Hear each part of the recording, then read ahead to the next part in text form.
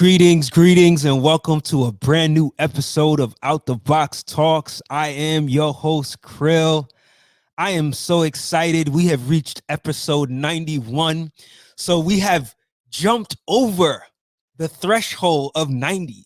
I'm really excited because you know what that means. We're getting closer to that 100th episode. And I really think I can make it before the year is out.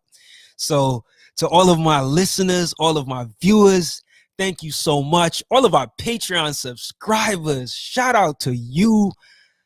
You are so awesome. I thank you for going above and beyond to support the Out the Box Media platform. As always, I always have a dope guest on the show. Shout out to all of our recent guests. This guest that I have on the show is actually representing the UK. And if I'm not mistaken, I think he is the first MC that I'm featuring on an interview with Out the Box. So this is pretty huge move, and I'm really excited about this.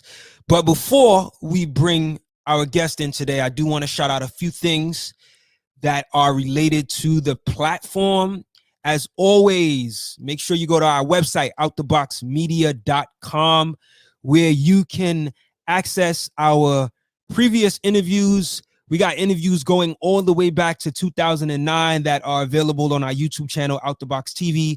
I also have a Vimeo page that I don't get a chance to promote much, but there's interviews that I've done all the way back to 2009 that are also on the Vimeo page that may not be available on YouTube. So everything is organized on the TV shows tab where you can just kind of search back.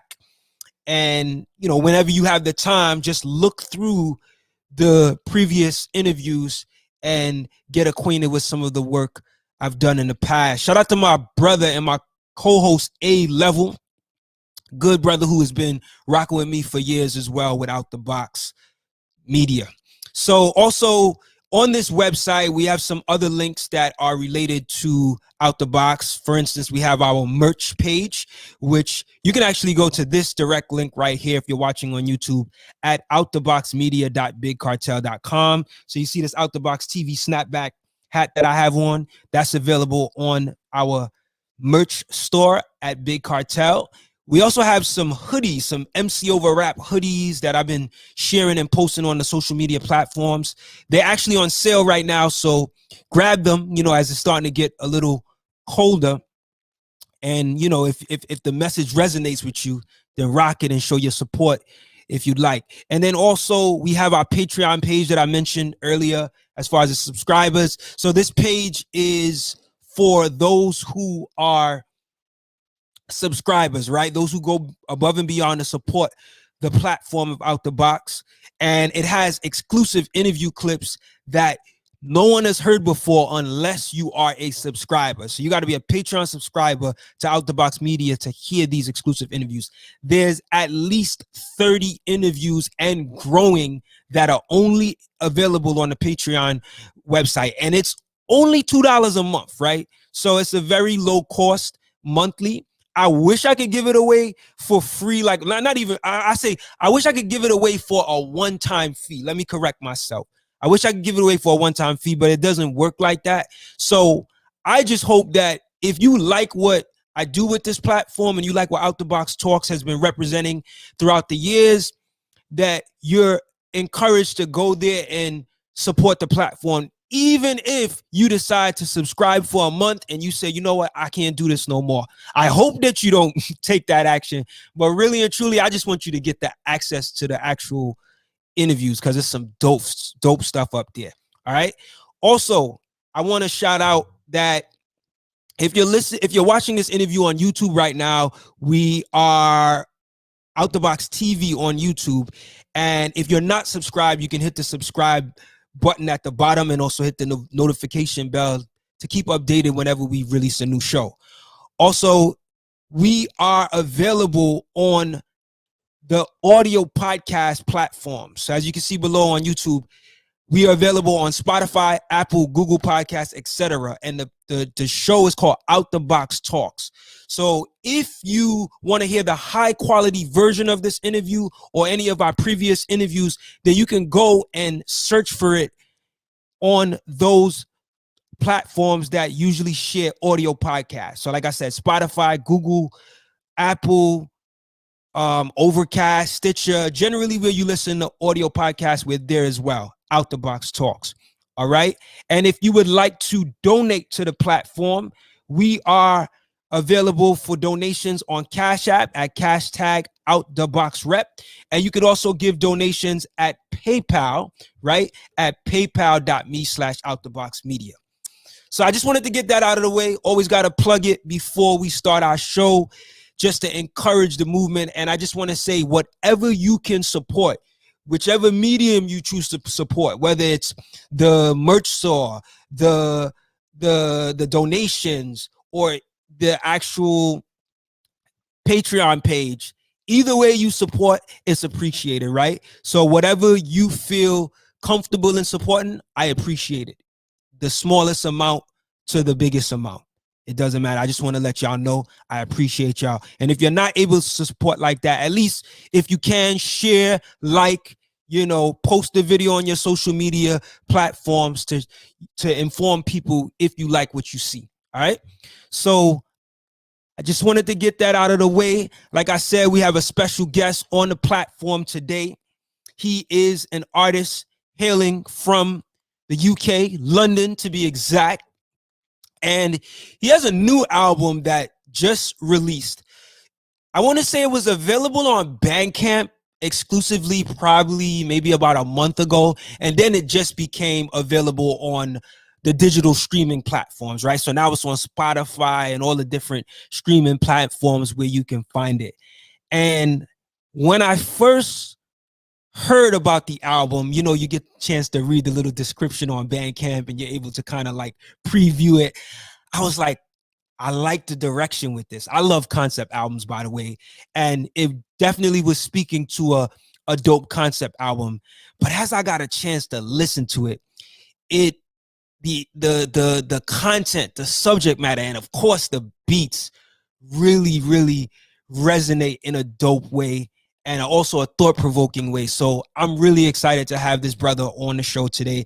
As you know, I'm dedicated to sharing those artists who put a creative, thought-provoking, or conscious or inspirational message in their music. And this brother is definitely doing that. So I just want to say he's put out this new album. It's called A Modern Fairytale, and it's actually produced by SoulChef. But last year, he also put out an album. No, 2 years ago, he put out a project called No Pressure, also produced by SoulChef. And then in 2018, so I'm kind of going back, he put out People Forget project with Sloan. Prior to that, he put out a project called The Doctor's Note in 2012. And then in 2010, he put out a project called New Day. So we're going to talk mainly about this new project, but we'll also get a chance to know about his history as an artist. Also, he is a doctor. So, it's dope to have someone who is a general practice doctor on the platform, but also is an MC. So much to build with him on tonight. So I don't want to keep the intro going too long. So without further ado, I want to welcome to our Out the Box Talks listening and viewing audience, my brother hailing from London, representing MCing to the fullest, Chima Anya. Welcome to Out the Box Talks.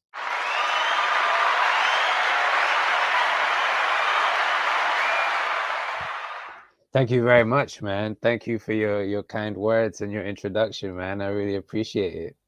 Indeed, man. Let me just get this correct. Am I pronouncing your name correctly? I meant to ask you that before. Yeah. Chima Anya, man. Chima Anya. I notice Americans always like to put a little E where the A is, but it's like Anya, or Anya. Sometimes they say, but Anya. It's all good, bro. Chima Got it. Anya. Thank you for clearing that up. I always want to make sure I get the guest names correctly. Sometimes I've butchered the names, but I figure it's best to ask you, right? Nah, that's all love, man. That's what we do, man. We just keep it honest. So I know it's not like a common name. So it's fine, man. Yeah, Chima Anya. Dope.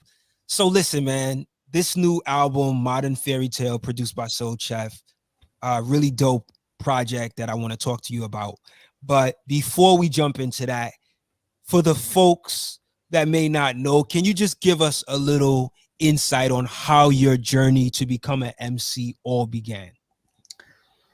Oh man, we're going back, man. We're going back now. I think I just gravitated towards it, obviously I came up in the 90s, you know, and I remember distinctly listening to stuff I'm in the UK, right? So don't judge me. I only had access to like the super commercial stuff, but even that really drew me in. So I remember like maybe like 93, Salt and Pepper were big over here in the UK, and I just loved it. And then later on in like 97, it was like the bad boy era, like Puff Daddy and Mace and Notorious.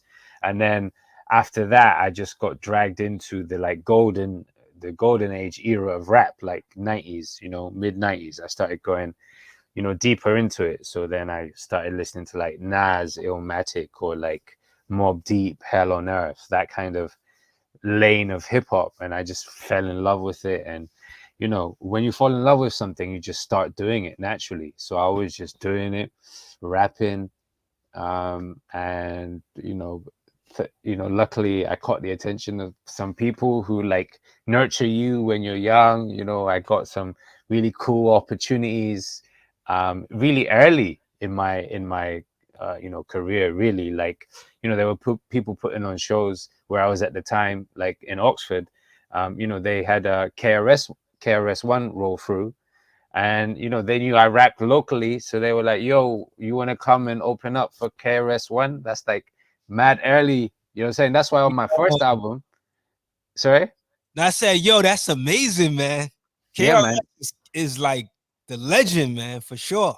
for sure, man. That's why on my first album there's the interlude called KRS-One, where he was in Oxford and we were the warm-up act. Nice. And and the guy who produced that album, he had like ripped some of the audio from that gig. And that's why you got KRS-One going, my posse from Oxford's thick. Back in the day, I knew hip hop would never die. You know what I mean? Like, so yeah, it just felt so natural, man. It was a natural. I just gravitated towards it. I like to talk, and like, I like to, spread the word. So that goes hand in hand with like hip hop and what was happening, and I loved the aesthetic as well, what I'm saying? And I loved all the elements, I loved break dancing, I love graffiti, I love art, I love turntablism as well. I got some 1210s, what I'm saying? Like, just everything about it just spoke to me, and I just felt like this is me. This is what my identity is, So that was it, man. Wow. Amazing, man. So you have been releasing albums for over a decade now. For those that may not know your music history, can you give a briefing on what you would consider your 3 most impactful music moments prior to this year? Okay. Oh, that's an interesting question. So 3 most impactful. Um, so things that I guess put me on the map was my first album, New Day. The lead single from that was a single called New Day, and that was with uh, an also English saxophonist and MC as well. He's like a sick jazz musician called Soweto Kinch. Mhm. And he's like well known in the like music circles here. And when we dropped that song, that put me on a lot of people's radars. It was on national radio, and so that was probably a big moment for me. And it led to, like, at the time I was doing shows. Brother Ali was over here. I did a show with Brother Ali. I did a show with Deb Perez, Big Daddy Kane, And that was all off the back of the heat that I generated off that project. Then the next, okay, yeah, you said 3, yeah.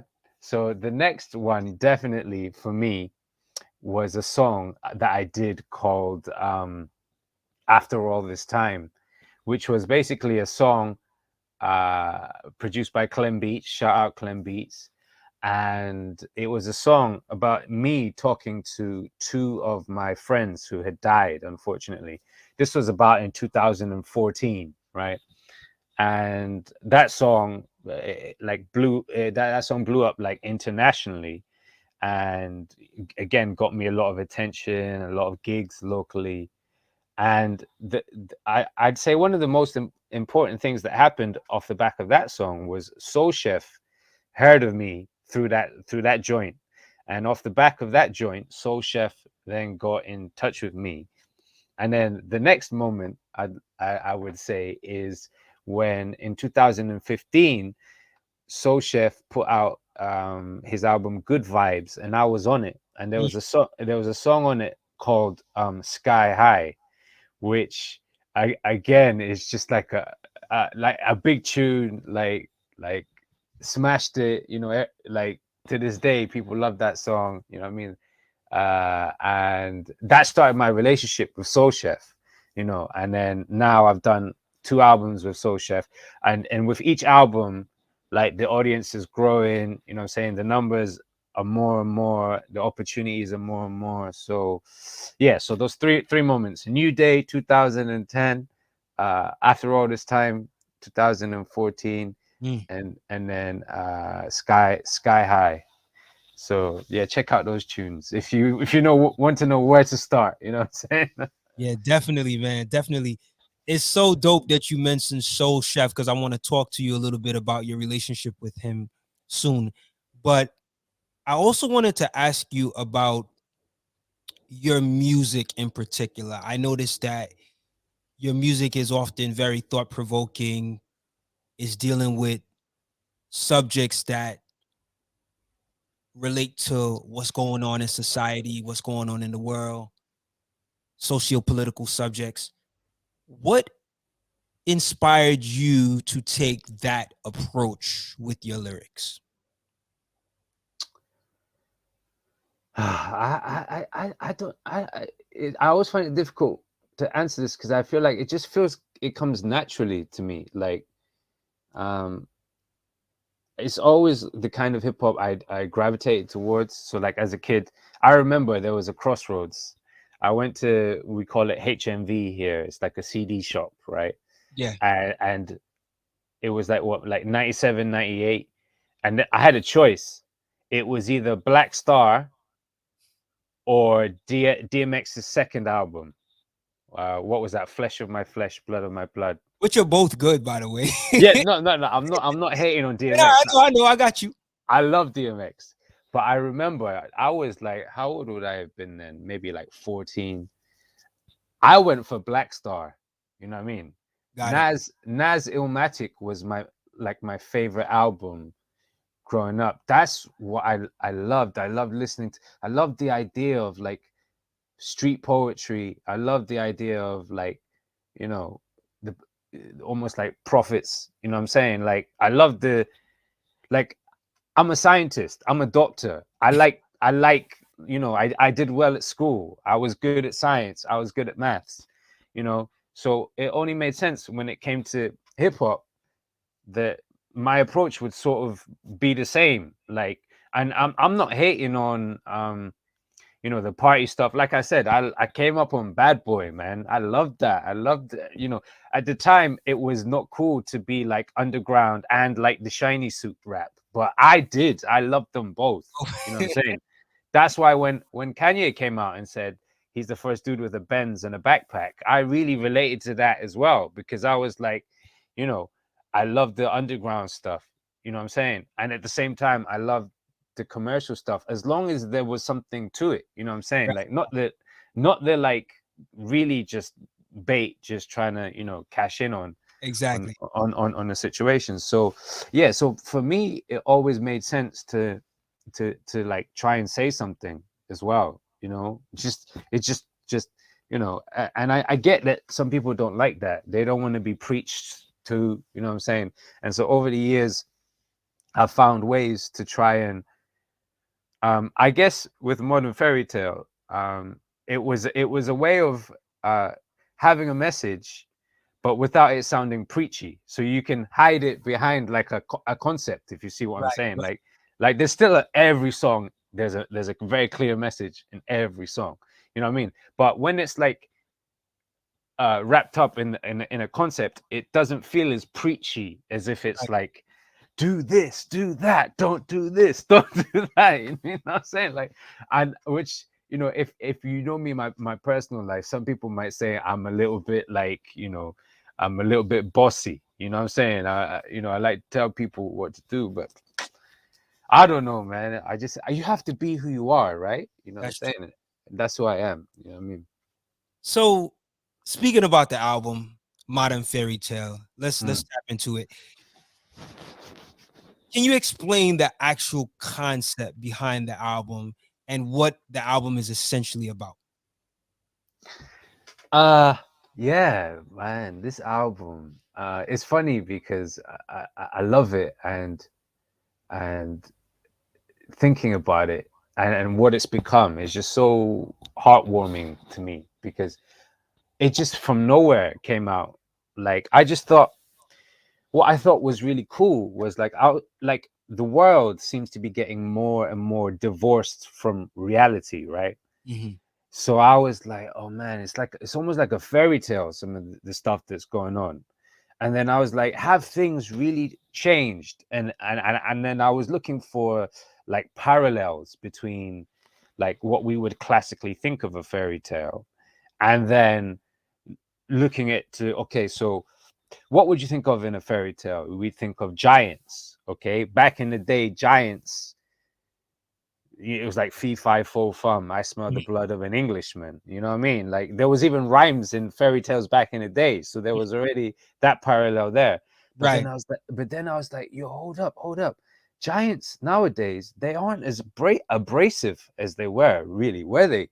Nowadays, giants, you know, Apple, Facebook, they're like in these little tiny little chips. You know what I'm saying? And that's where like that idea for that song came from. You know what I'm saying?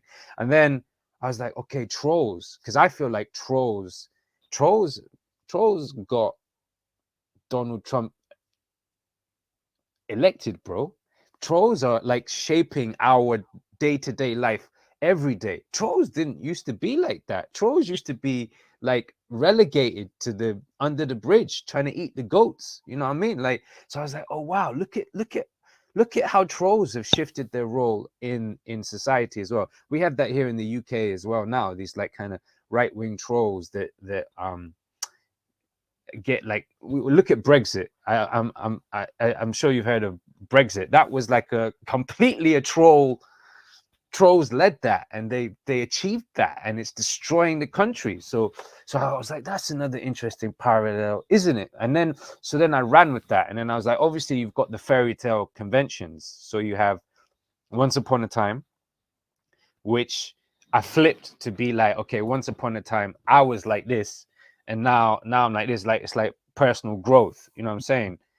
And then obviously you got Once Upon a Time, you got Ever After, which is like a song about thinking about, you know, you think that you're going to be happy for the rest of your life. Don't go away too much yet, because I'm gonna get there. Okay. Yeah, just give me break down like your the summary of like the concept. Yeah, The concept. Yeah. So it's just like, yeah, all of the fairy tales, but the modern version. All of the classic fairy tales that you think of, all of the characters you'd think of. So kings, giants, trolls. There's a magic forest in there. You know what I'm saying? It starts with Once Upon a Time, ends with Ever After. I didn't even recognize the start and the ending too. It's all there, bro. It's all there. Can you tell me how this whole concept of just the fairy tale in itself came into your mind to say, you know what, I'm gonna write an album based or inspired on this idea of that we are familiar with as fairy tales, but bring it into this modern reality? Where did the whole Man, fairy tale thing come from? Is I guess what I'm saying. yeah, man. I don't even know, bro. I'll be honest with you, bro. I come up with ideas like all the time. You know, Kanye's got that lyric. I hate to reference Kanye again. People are gonna Talk, think man. It's all I good. We like. recognize the He Kanye at times. Yeah. yeah. He's like, I forgot more raps than you ever thought of, or something like that. I've just always have ideas popping into my head, man, and then like I flesh them out, and then I get excited because I'm like if you listen to the album, every song references pretty much another song on the album. You know what I'm saying? Like, which Yes. that was what I was really excited about, because I was like, I wanted to do something, because in this era of just like singles and just like low attention spans, I really wanted to do something that was rewarding for someone to go down and sit down and listen to all the pieces and put it all together, and then see this like big picture that made sense. You know what I'm saying? It was like a challenge.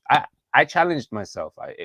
I think that was part of it. And then I really just liked the idea, and I got to shout out my partner as well, my girlfriend Chantel, because I broke it down to her, and I'd tell her the stories and how they would work, and like her reaction is what spurred me on to really, take it further. But in terms of where, I think the fairy tale thing really did come from just how crazy life is now.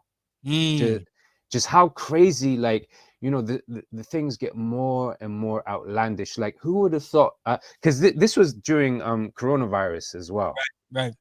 You know what I'm saying? So who would have thought the world would stop with coronavirus? Could you have seen that happening? No. I Prior to it, not at all. We know what's, the world definitely goes through its challenges, but I wasn't seeing this. I wasn't expecting this one. Yeah. mm, we had Donald Trump, we had Brexit, Mm. we had all of this crazy stuff, Right. and I was like, yo, man, the world is going crazy. We had, climate change. We had all of that stuff. I was like, the world is going. This is crazy. This is like a fairy tale. And then I think something just clicked in my head. Like, all right, well, what does a fairy tale look like now? And yeah, that was it. It just built from there, really. Got it. So getting back to SoulChef, Mm, let's talk about how he became involved. Like let's just go back to even how you met with him mm, initially and how you guys started working together. mm. What's that story like? Yeah. So he tells me, because the story from my perspective is, one day I get an email going, yo, bro, I like after I thought it was after all this time. I'm feeling after all this time. I got this beat. What do you think? And it was sky high. And that sky high beat is incredible. It's like one of his best beats. And I was like, yo, I was like buzzing. I remember the day I got that email, and I Mm. got that beat, because I was like, you know, I love music. I'm a massive music fan. So you send me a beat that's super hot. I'm like so excited to rap on it. So, and you can hear that on the track, that I'm like super excited to rap on the track. So yeah, that was it. He tells me he knew he'd also heard New Day somehow. I don't know. And after all this time, so he just hit me up. Like, I don't know if how familiar you are with his work, but he works with so many different artists all over the world as well. So Mm. he's got his ear to the ground, and he knows what he likes, and he knows what he's trying to do. So he just approached me, emailed me, and then what an interesting story is, though, is because so he hit me up, and we did Sky High and another song off that album called Summer Rain. And then he sent me quite a lot of beats, and I recorded quite a lot of songs to them. This was back in 2015, but I wasn't quite in the right space at that time. I hadn't really figured out what I was doing, like with music. You know what I'm saying? Like, I was a bit disillusioned with the whole situation.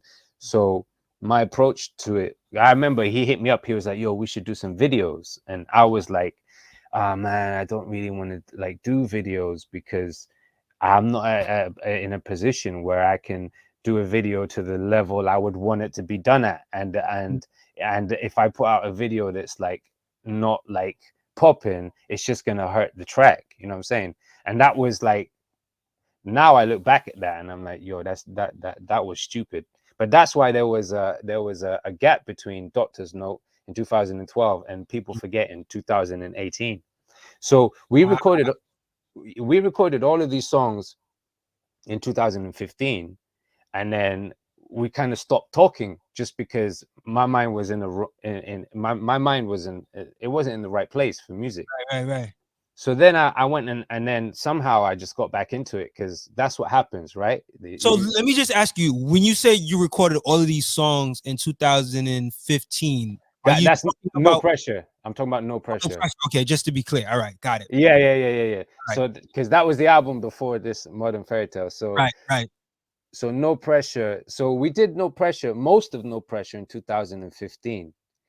But like I said, I wasn't in the right frame of mind. So, and then 2018, I got my spark back, right? And I Mm. did People Forget with Sloan. And then I would always play the joints with SoulChef as well, because I just loved them. I was like, so I think in like 2019, I hit him up again on Instagram and I was like, yo, bro, this joint that we did in 2015, do you mind if I just like put it on my Instagram or whatever? Because I just love it. And he was like, yeah, man. He was like, yo, why have we never released this? And then I was like, yeah, man, I was on some silly stuff back then. You know what I mean? He's like, yo, yeah, let's release it. So we did No Pressure. That went quite well. And then it just made sense. Like, coronavirus hit, no one had anything to do.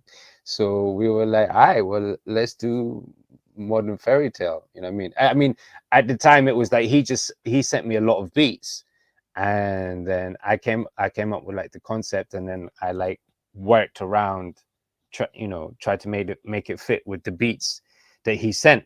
But he also, when I would send him a song with the lyrics, so for example, Kings, if I played you the original version of Kings compared to what SoulChef ended up doing with Kings, you would be shocked, bro. Because like the version of Kings that's on the album is so perfect for it. And I obviously I still love the version before because I wrote it with that vibe. But Right. so he would then take, if there was a lyrical concept, whatever, he might switch up the instrumental to more, accentuate what was being said on the track, which is really strong on Kings. You know what I mean? I'm so glad you said that because you answered my next question, because I was going to ask you, like, what was his production approach to the album's concept? So knowing that he kind of switched up the production to go with the lyrics, like, what was that experience like? Talk to me a little bit more about how that actually unfolded for you going back and forth with him. It was dope. I think the reason why we've done two projects together is because we have a really easy working relationship. It's really quick. Like, one of the positives that came out of the pandemic was I stopped recording in studios. No disrespect to my my previous engineers, but I literally learned how to record at home. And so that was really easy, because if I sent him something, and I sent him a lot of stuff that he just couldn't work with, I could just quickly jump back in and just re-record it. You know what I'm saying? Right. So, there was a particular song on there that took a lot of takes, bro. A lot of takes, and it's just dope, because at the end of the day, honesty is the best policy. If he's not feeling it, I'd rather hear that, because as well, I pushed myself a little bit as well, like, to try different things. And sometimes when you try different things, it's not always going to work out. So, and I'm a little bit wild as well, as well. So, you know what I mean? So he'll turn around and be like, nah, that's not really working. Or, I need a few extra bits for this, a few extra bits for that, just on email, and then just fling it back and forward. And when you've got your own studio, well, I can't call it a studio. You got your own. I've got like a decent mic, and my room is treated in a way so the sound is nice.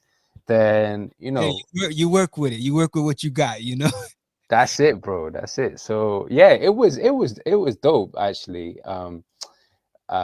Because that was a first experience for me as well. Because previously I had always just recorded in studios, Right. and sound engineers did it. Like I got to shout out SoulChef because he engineered the whole thing as well. So he mixed and he mastered the project. So like and he was learning as well during the process as well, because he's experienced in mixing beats, but mixing like a whole song with the vocal on top. And he was like uh you know pitch correcting, you know what I'm saying, like these are all things that he wasn't doing that much before, you know what I'm saying. So it was just a dope creative process all around, and it was really smooth. It was really quick, to be honest. We turned the whole thing around mad quick, because when the inspiration is there, you just run with it. Definitely. I think it's really dope that he was able to grasp the concept and kind of take it on and add on production wise to it. I wanted to ask you, however, because you mentioned something earlier. Are you okay with telling us what that song was that took a lot of takes? Oh yeah, no, of course. It's the song called "The Curse," Oh, okay, got it. and basically originally it had a song. I was sort of singing on the chorus. I can't sing at all, Mm. and I was singing like a madman. Like what's that guy's name? You know, the guy that did the tune. I put a spell on you because you're mine. Yeah, but Yes. Primo sampled it for "Kick in the Door." Yeah. I Uh think it was what's his name? jazz musician, right? Yeah. I'm gonna Yeah, tell you what his name is right now. yeah, I know. The name is escaping me too. It's Louis Armstrong. Is that Louis Armstrong? Nah. Off then. Sorry about that. Nah, no worries. Jay Hawkins. Jay Hawkins. Jay Hawkins. Okay. Like at the end, he's going crazy. Rah, rah, rah, rah, rah, rah, rah, rah, rah, rah. Yeah. So I was like, because the song's called "The Curse," and it's about like spells, whatever. So I was a little bit inspired by that, and I was going a bit crazy, and I kept like singing a crazy chorus, and like SoulChef just wasn't feeling it. He wasn't feeling it so much that he got. There's actually a version with a singer on it. There's a singer on it, but Interesting. I wasn't feeling what the singer did, to be honest. And it was funny because SoulChef was like, "What are you talking about, bro? That's fire. That's fire." And I was like, man, I gotta be real. I don't think it is." And then like a few days later, he hit me up. He was like, "You know what? You were right, bro." And then in the end, the version on there that's on there now, I'm not singing at all. Basically, it's very straight. And it's funny because I remember hating that song. You know what I mean? Because when you work on it for so long, you feel a certain way about it. But now when you're removed from the process of it and you go back and listen to it, you're like, oh yeah, man, it's a little vibe for sure. Yeah. So I wanted to talk to you about some of the songs in particular of the album, and Yeah, we'll man. start with the opening track, "Once Upon a Time." You start with the words, "Once upon a time, there's a boy named Stop me if you heard this. Once upon a time, there's a girl named doesn't matter because they all got blank." I'm not sure what else you say there, but can you explain the significance behind this particular line and clarify all the words you're actually saying? Yeah. Again, that was me being a little bit out there. You know what I mean? Okay. So it was like once upon a time. Stop me if you heard this, right? Because it's a cliche, isn't it? Once upon a time, right? Right, Stop, right. stop me if you heard this, right? And then it's about all the different stories that I'm like, it doesn't matter because they like I forgot the kid's name. You know what I'm saying? Once upon a time, there's a boy named, and then I didn't want to be exclusion. I didn't want to exclude anyone. So there's a boy named, there's a girl named. Probably should have had a non-binary one as well. But you know, I was trying to include everyone, and it was sort of like everyone's story is out there and evolves and it changes, and also it's like you shouldn't get too attached to a version of yourself that you think is you, because eventually we all get, and what I say is we all get done, because they all got done. Like everyone dies. Like that's a song on one of my other albums. Like everything eventually ends, you know what I'm saying? And it's about like impermanence, you know. It's not you know, things change. Don't get too attached to it, but it's supposed to be uplifting in a way, because I'm quite like nonchalant with it, you know what I mean? So that's why I'm like, stop me if you heard this. But I know they haven't heard it, you know. Right. That's like a cocky way of saying I got something you need to hear, right? Like you think you might have heard this, but you've not heard this. Like I'm coming with something here for you. So yeah, so that's where I was coming from with it. But obviously art is art, bro. Whatever you interpret it to be is whatever it is. Like my favorite recent quote was the Squid Game director. You know, have you seen Squid Game? Yeah, well, I haven't been able to sit through the entire thing, but I did get a good glimpse of what the series is representing. Yeah. So yeah, there's so many theories about it, you know, because obviously that's another that is another piece of work where it definitely has a message. Yes. And the director said there's so many theories out there, and some of them are like completely wrong. And he was like, to be honest, a lot of the people who make these theories up are far more creative than me. You know what I mean? And I'm like, yeah, that's great. Like, and it's the same for my music. Like, if you hear something and it takes on that's why sometimes I'm like, should I really explain? Because obviously there is a lot of thought that goes into what I'm writing, but sometimes I'm a bit loath to explain it, because I'm like, if it meant something even cooler to someone else, I don't want to ruin it by telling them what I meant. You know what recently I discovered? Bruce Springsteen, right? Born in the USA. Did you know that is not a patriotic song really at all? No. It's a song, it's actually a protest song about the Vietnam War. And because I remember when Trump got kicked out, right? I was so happy. I was playing Bruce Springsteen, Born in the USA, right? And I'm like, that was completely inappropriate. You know what I'm saying? But like, obviously, Born in the USA means something to like a wide proportion of the world that has absolutely nothing to do with what the song is actually about.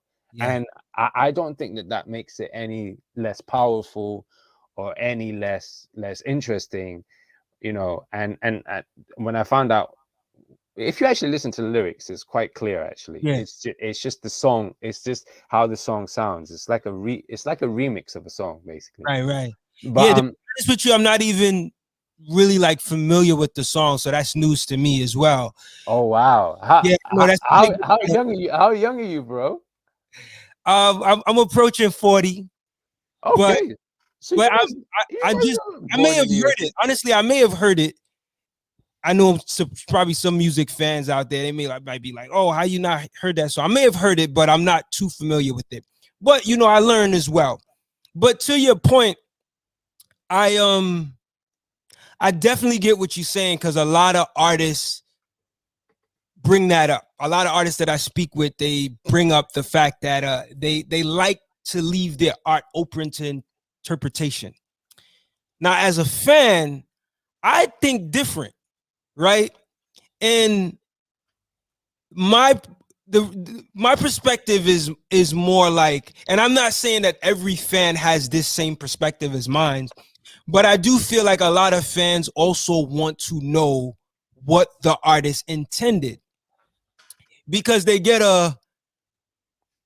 for me, I can say I get an enhanced appreciation for the music, right? Because I want to follow your story the way that your mind envisioned it.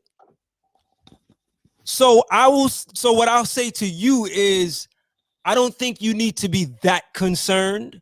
I think sometimes if you just preface with it's still open to interpretation, I like whatever, other people get from the music, and you still share what you intended, I don't think it diminishes someone's ability to get something different. But I like for it to be told, because, and I was saying this in one of my previous interviews, like, that's why sites like genius.com exists, because people really want to know, they want to get an understanding of what the artist meant, and that's why lyric sheets exist, and people, and what do we call it, like liner notes, and breaking down the album. So I think this album is worthy of that explanation, but I just wanted to share that from my fans perspective. Thank you, bro, and I really appreciate your interest in and because for me as a lyricist, like, that makes me happy. Like, yo, someone wants to like know what the lyrics are about. Yeah, that's why I'm more than happy to share that information with you, bro. Yeah, I could only speak from my perspective, but I feel like in the years that I've been doing these interviews, especially within recent years, a lot of my conversation is based on the lyricist music. So the subject matter and the content that they speak about in their music, and the response I've gotten back from fans that listen to this show, they actually appreciate that too. So, like when I ask artists like yourself about your music and what you intended by, certain themes in the music, they appreciate that. So I think it's up to the individual, but I think in general, fans appreciate your breakdown of your music. Cool, man. Yeah, that's dope. Yeah, I love that, man, because that's what that's why I wrote it, man. That song in particular as well. It just occurred to me that like a lot of the Once Upon a Time references, because at the time, right, it was when the George Floyd thing had taken over the world. Mm-hmm. When I was writing it, and there's a lyric at the end where it goes, once upon a time, statues are getting smashed. There was a big thing in the UK. I don't know if it spread to the US, where we were tearing down statues of there were statues being torn down here as well. Yeah, of like historic figures that colonialists. Yeah, that actually, when you learn their true history, it was a brutal and negative history. So yeah, exactly. So that was definitely happened. Yeah, here. Exactly. So that's again what I was reflecting on in the song, where it was like once upon a time, and again that was crazy as well. The George Floyd situation. Right. I remember feeling. I don't remember feeling as emotional as I felt when I saw that video. You know what I mean? And that was, I guess, that was part of the crazy story as well. Right. But that's sort of hidden in there. That's like one straight line at the end. Do you know what I mean? But like it infers the whole kind of vibe of what I was trying to say with that joint, really. You know what's so interesting? I was actually going to reference that line next. When you say was hitting in there, I was about to highlight it. So you say on that same track, Once Upon a Time, you say you're no longer anchored to the past. Yeah, bro, that's the bar. Right. You say you're no longer anchored to the past. Statues and monuments are just getting smashed. You pay respect, you learn, you surpass. Because once upon a time, yo, that didn't last. How? My lyrics are better coming from you, bro. Like that's what I'm talking about, bro. That's what we love, bro. That's what I'm talking about. Reference it, so that people understand the lyric, Yeah. like clearly understand what I'm saying. But can you tell me, like, how do you find an optimistic balance in relating to events that have happened in the past and those in the present as well as the future? Because you know how they say, like, yo, you can't be stuck in the past, but also don't think too deep into the future. Like, how do you find the balance between the two worlds or the two experiences, if you will? Like, Yeah, it's difficult, bro. That's the key to life, always, is just balance, right? It's just balance. Like I think the balance comes in with this kind of thing, in being aware of the past, So they try to say, oh, you're trying to rewrite history. When we talk about tearing down these monuments to these colonialists, they'll say, oh, you're rewriting history. No, we're not rewriting history. I'm very much aware of what happened there. We're just reframing it, because history is written by the victor, but like we're evolving now, and we're realizing that actually there was more things at play now. So right, so it's not about like just that's what it says in the lyrics. Like, it's not about just completely just forgetting the past. You can't forget. right, You can't forget. It's imprinted in our DNA. But equally, you can't dwell on it too much as well. So, like you said, it's all about the balance. And I think art helps you with that as well. You know what I'm saying? Like, right, so in terms of finding a balance, because if you get too academic with it, then it can be like, oh, I'm dwelling on this. Art allows you a freedom to move between the different elements, and so you can absorb a little bit of the history, but then also spend a little bit time thinking about what might be in the future, and the whole time enjoying the present. You know what I mean? So you're right, bro. It is really hard, and as human beings, we don't always get it right, and sometimes we lean towards one side more than another, and that's also okay, because as long as you recognize that, and then you take steps to rectify that, we're always learning. We're always learning. So that's how I don't know if that no, answers your it question. definitely answers it. And I like the fact that you said we're always learning, because events that have happened in the past, some, like, in a way, you're sort of like rewriting history without actually rewriting history. So what hasn't been revealed in the past is now being revealed in the present. So now you know what actually really happened. Mm. Like in the instances with the statues, that you've learned now that this individual or these individuals have done heinous things, and now we can tell the real history, right? For instance, like Columbus, and now we have Indigenous Day here in the States, where we recognize, the people who suffered from the heinous acts of Columbus, So it's so much at play, but I like the fact that you have this kind of like optimistic mindset towards the future, and you display it not just in this track, but in other aspects, other parts of the album as well. I hear that, evolving, and that future mindset coming up in the project. Thank you, man. Yeah, I do try to highlight that, because it's easy as a boom bap, because you could look at my music and say it's boom bap, and Right, it's easy for boom bap to be relegated to, like, oh man, that's just man stuck in the 90s, you know what I mean?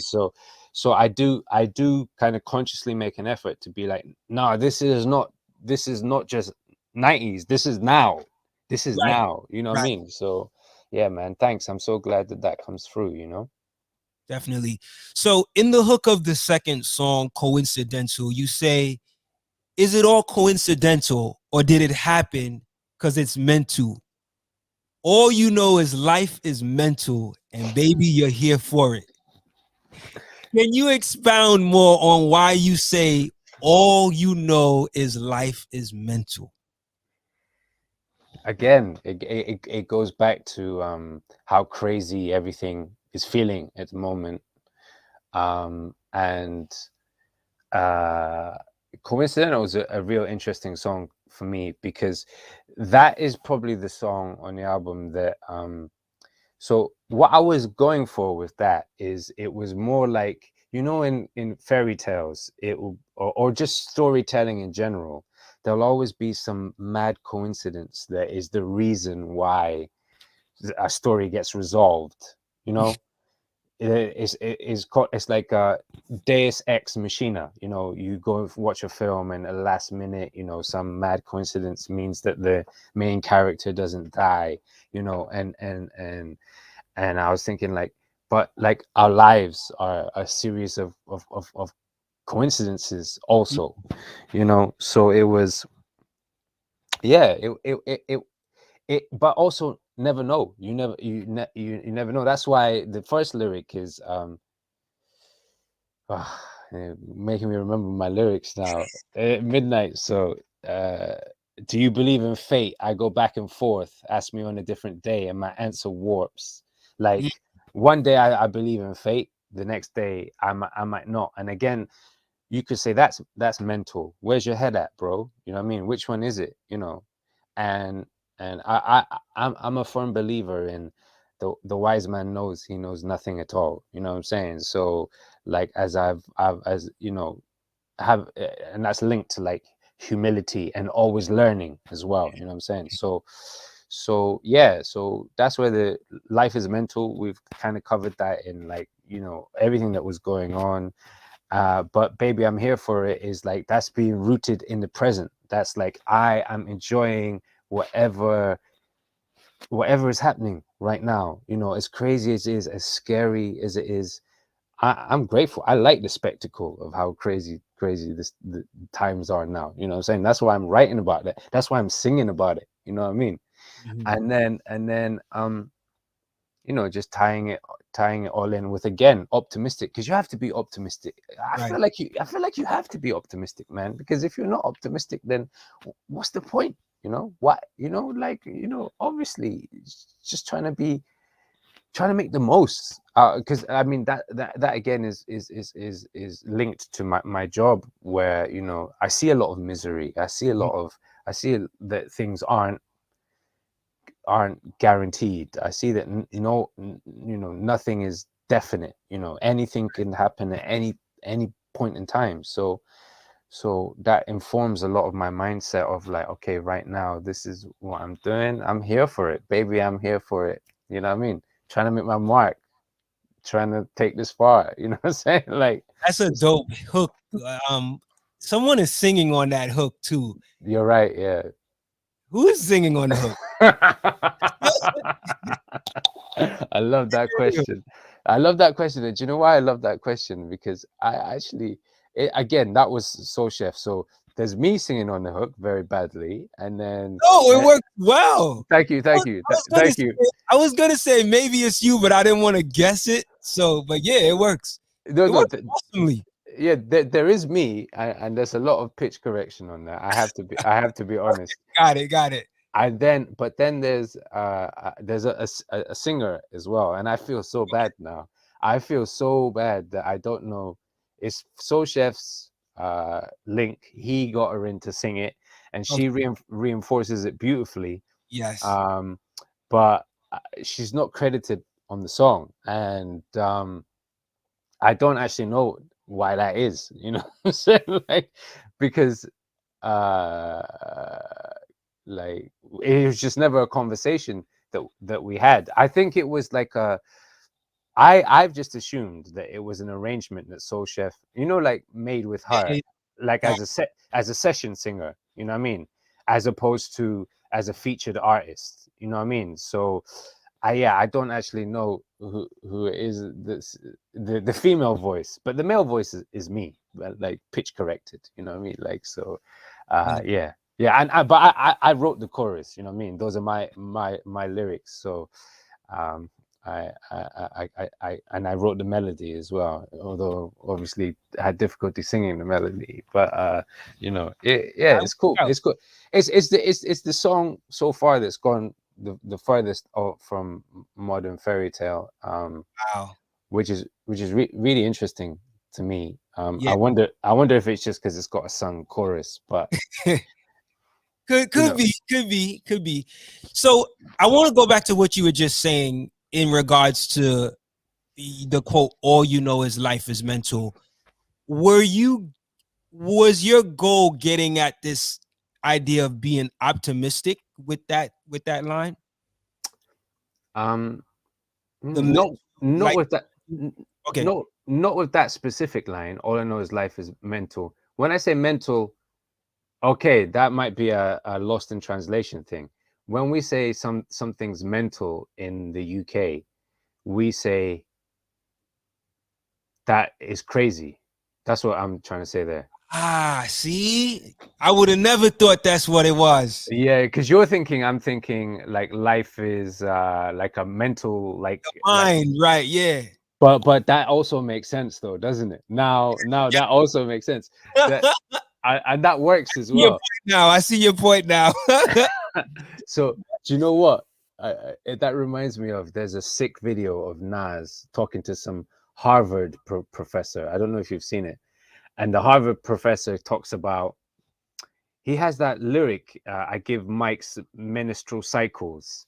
And then the Harvard professor goes like, yeah, and then there's the cycle of life, and that's how it's all connected. And then Naz's face lights up and he goes, it didn't mean that before, but it means that now.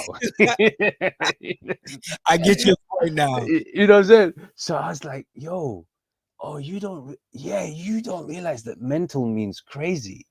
But like, actually it works when you think of just mental in the terms of life is about your mentality. Right. Completely makes sense, bro. And Thank you for adding a new level to my song.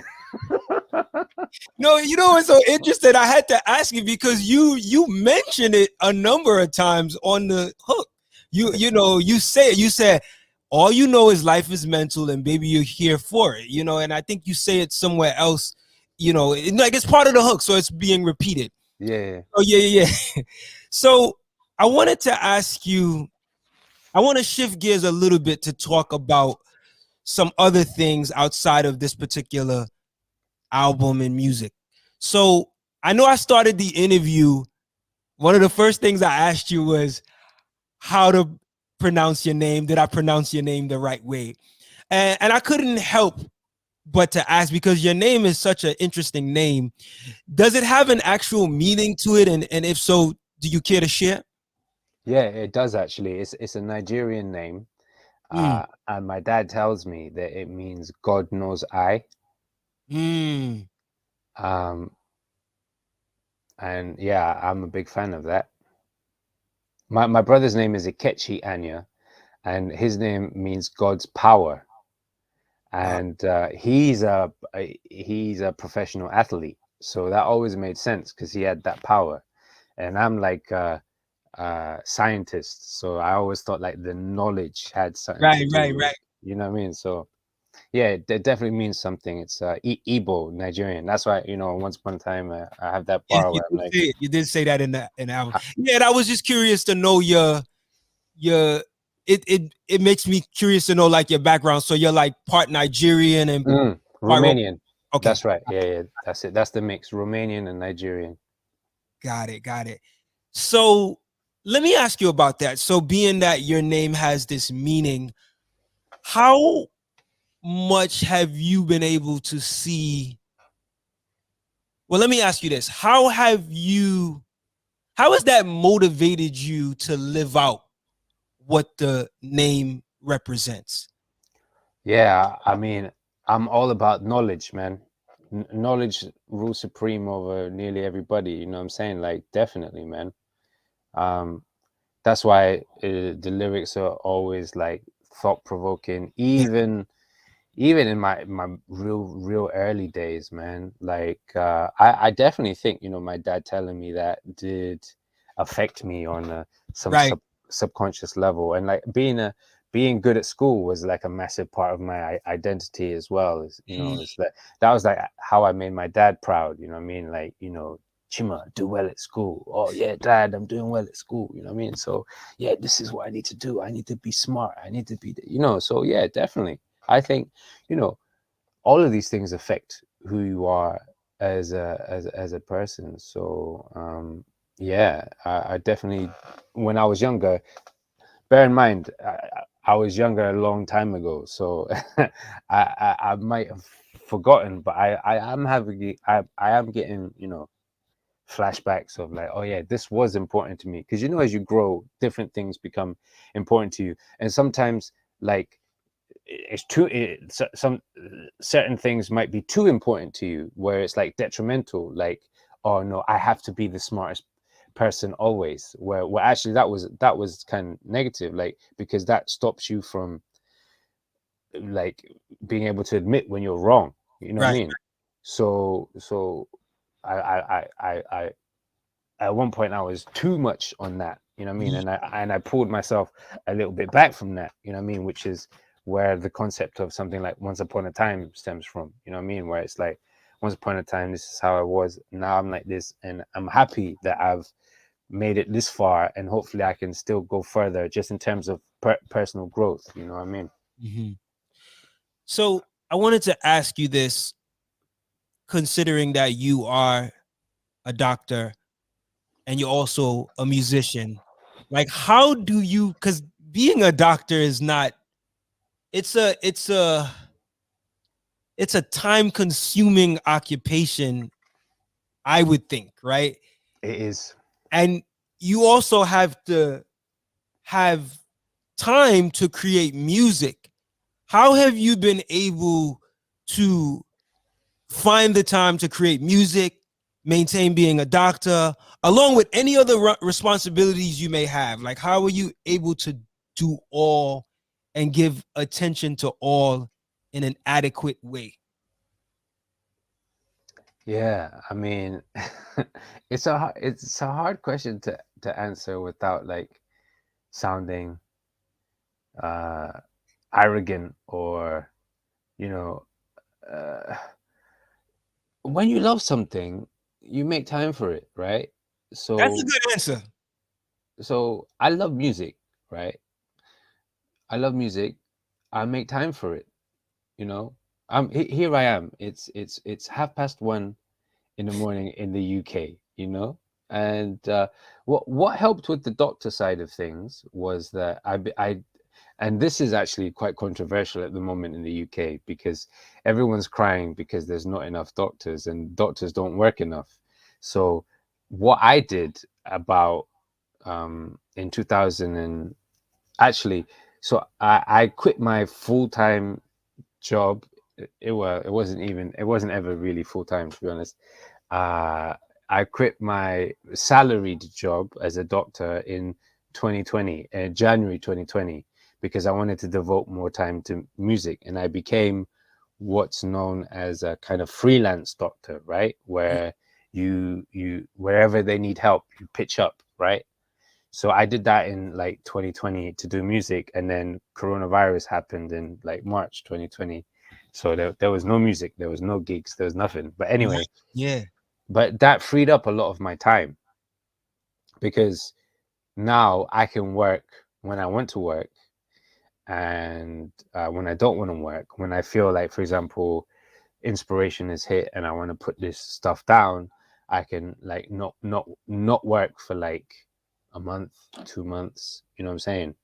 And, you know, like, I feel bad saying this now because of the state that Right. Right. Right. country's in, but I shouldn't feel bad about that, to be honest, because, you know, man was in the trenches for a long time. I have the skills, I have the knowledge to be able to do that, you know what I'm saying? So why would I not do that? Like, the whole thing about being a doctor, if I don't want to be a hypocrite, it's like, I know that you only get one life, right? You have to make the most out of your life. I'm a better doctor if I'm happy at my job. Yeah.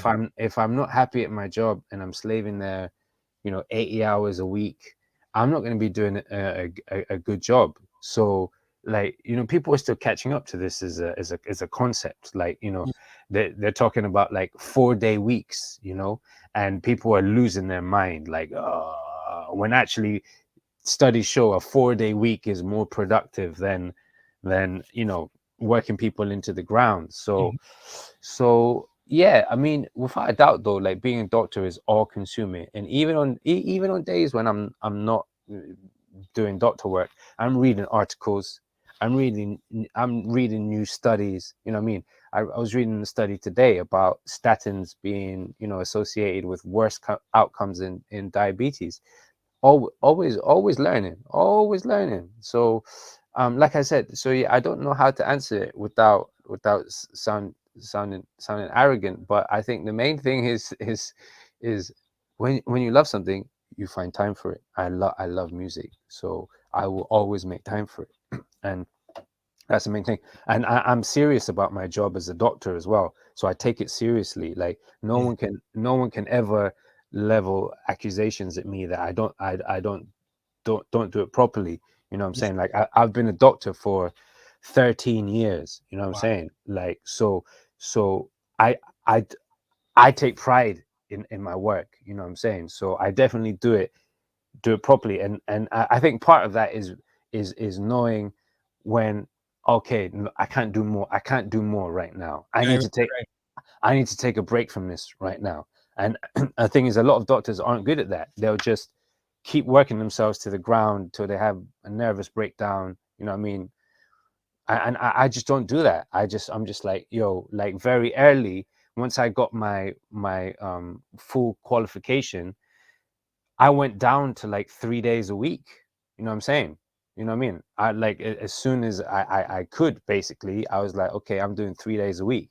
I remember young doctors would come up to me and go, yeah, what's wrong with you? You should work 5 days a week. Everyone else works 5 days a week. Give those young doctors 1 year till they see the reality of what, the emotional toll the job takes on you. And then they realize, wow, you do need to protect your energy. So, Wow. yeah, sorry, that's a long, convoluted answer, man. You know what's interesting though? You are pulling the next. So you're giving the answers to my next questions, and you're doing it repeatedly in this interview. But I'm gonna go to this question because I feel like you can expound a little bit more on it. How have you, as a doctor, been able to achieve self-care? Considering this pandemic, what we've been dealing with from last year to this year, how have you yourself been able to achieve self-care but still remain in honest service and integrity within your profession? And I feel like you already started, Yeah, man. that, but just to kind of expound more on it specifically. Yeah, bro. Yeah, definitely. So I guess the best example of this is there's a song on People Forget, which is called "Do Less," Mm. and one of the key messages from that is do less so you can do more, right? It's about identifying what truly is for me anyway, what truly is meaningful, what truly makes a difference. You know what I mean? And try not to spend my time wasting doing things that don't make a difference, that aren't meaningful. Do you see what I'm saying? Because there's so much of life in general that that doesn't have that much meaning to it. That is, so for example, in the doctor industry, there's a lot of ticking boxes. There's a lot of bureaucracy, and getting better at avoiding those things, and not spending energy on those things, protecting your energy, being boundaried,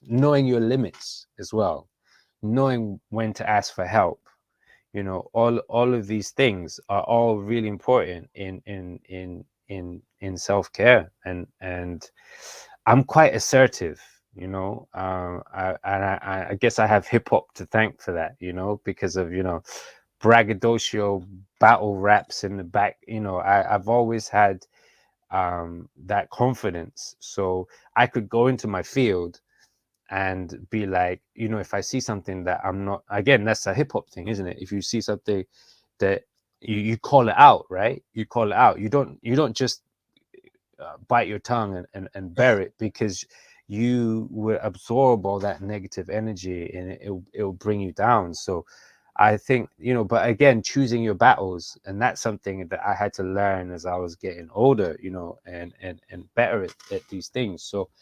So yeah, I think those are kind of ways that I look after myself. And then it's interesting, I was talking to a colleague the other day, and I think what makes me better at my job is not wanting to be bad at my job. It's not necessarily, so that's an almost like an ego thing. So you could say that that's a negative thing, Yeah.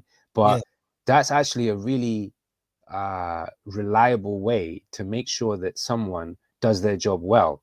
Because if they take pride in their job, there's pride is even more powerful than money at times. You know what I'm saying? Like, I know people who are like, yo, you know, don't give me money for that. I just want to do it because I want to be good at it. You know what I'm saying?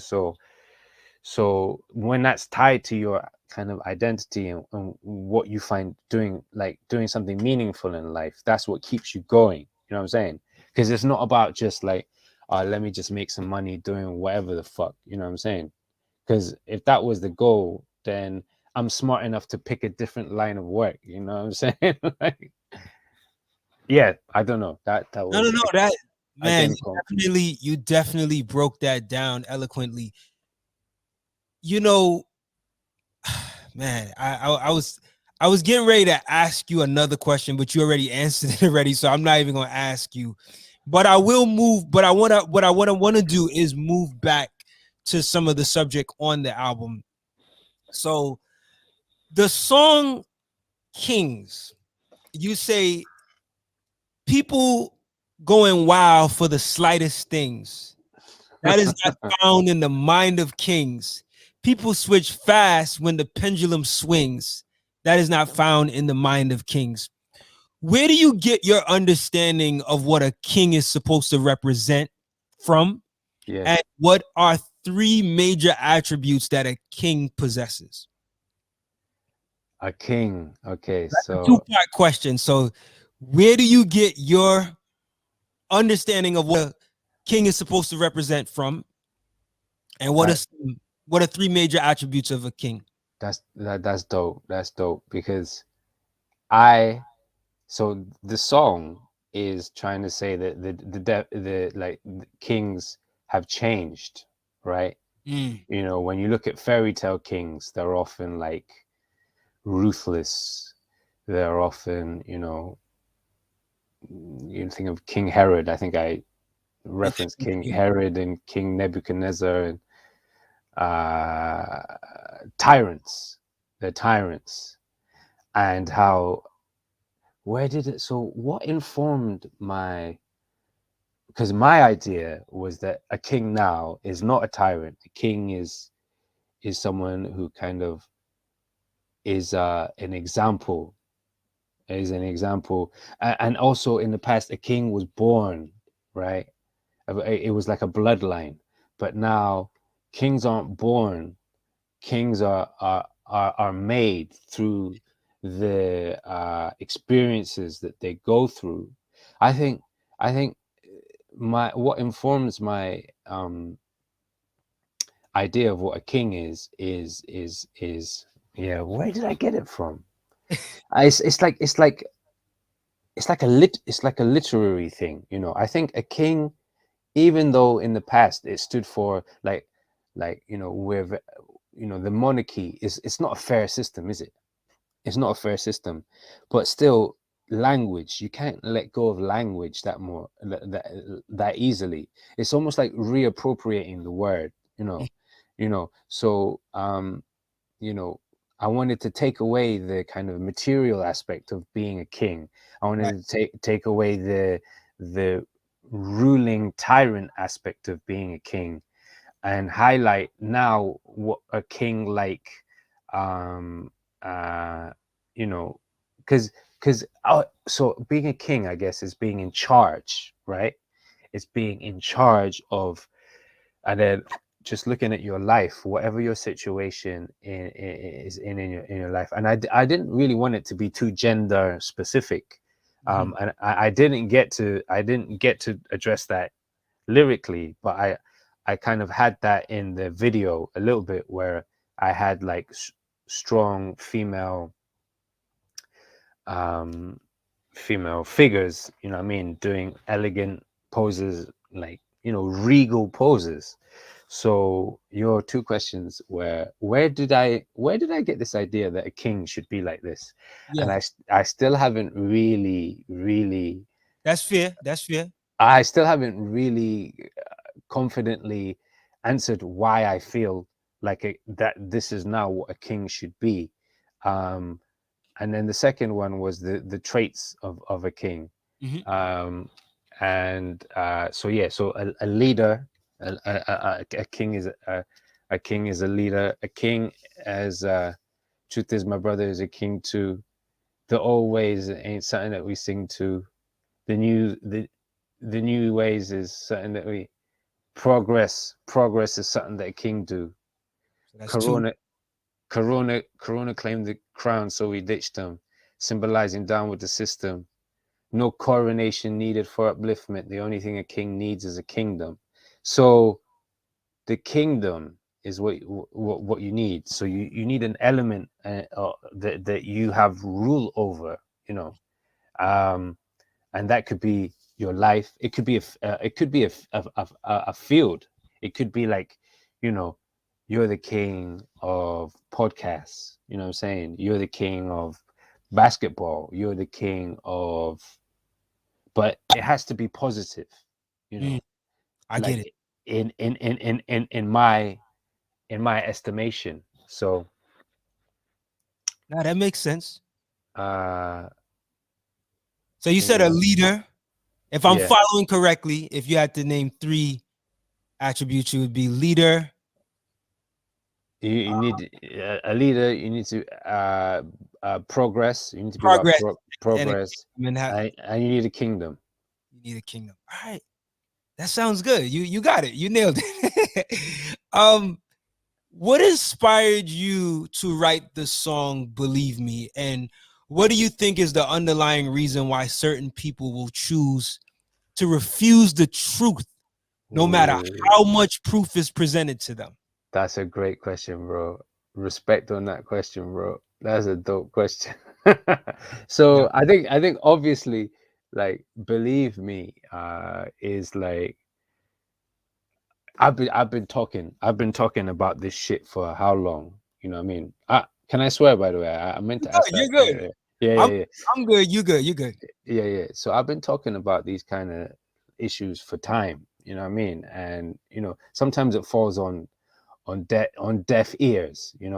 So like when I dropped Do Less, like, because it was at the time everyone was coming to me in the clinic and they were just doing too much and they were looking for the answer, like, like, oh, yo, give me a drug that can make me superhuman or something so I can do the 700 things that I'm trying to do, instead of really addressing the underlying issue, right?